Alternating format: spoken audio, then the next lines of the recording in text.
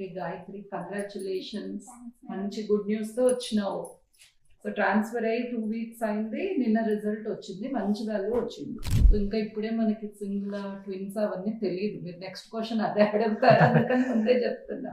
ఎందుకంటే వాల్యూ హెల్తీగా ఉందా లేదా మనకు తెలుస్తుంది, కానీ సింగిల్ ట్విన్స్ అనేది స్కానింగ్ లోనే తెలుస్తుంది. సో మీరు మా దగ్గరకు వచ్చే ముందు బయట ట్రీట్మెంట్స్ ఆల్రెడీ అయ్యిందా, జస్ట్ న్యాచురల్ గా ట్రై చేస్తున్నారా? బయట ట్రీట్మెంట్ అయింది మేడం. ఓకే, అంటే ఈ ట్రీట్మెంట్ కాకుండా మామూలుగా టాబ్లెట్స్ టెస్ట్లు చేయించుకోవడం అయినట్లు ఉంది.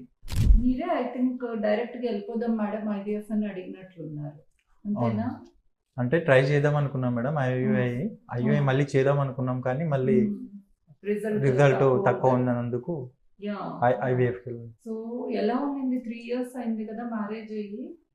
స్ట్రెస్ అట్లా పిల్లలు కావాలని అలా ఎక్కువ ఉండేదా? ఫ్యామిలీ ప్రెషర్, బయట ప్రెషరే ఎక్కువ ఉండే మేడం, సొసైటీలో ప్రెషరే ఎక్కువ ఉండే. మీకు ఇక్కడ ఎలా అనిపించింది? ఇక్కడ రిజల్ట్ వస్తుంది, వీళ్ళు కరెక్ట్ గా చేస్తున్నారు, అలా అనిపించిందా? వచ్చినప్పుడు అనిపించింది మేడం. మేము ఇక్కడ వచ్చినప్పుడే డిసైడ్ అయిపోయినాం, మాకు 100% రిజల్ట్ వస్తుంది ఇక్కడ.